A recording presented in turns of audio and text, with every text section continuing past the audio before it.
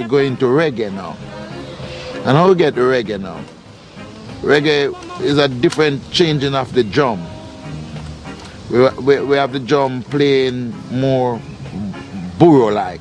Oh, I don't know if you understand, like tap to da pa da pop pa da pa da pop pa da, and change the bass pattern.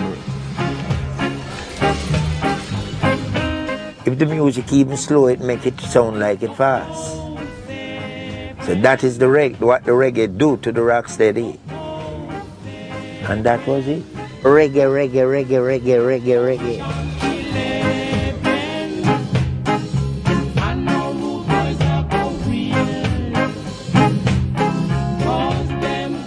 Reggae was everywhere.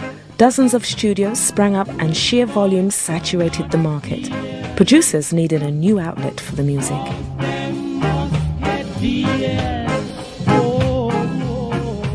A guy was working with Island at the time named Dave Bettridge come out here and meet me, and they invite me over to England in '68, and I see what the people love.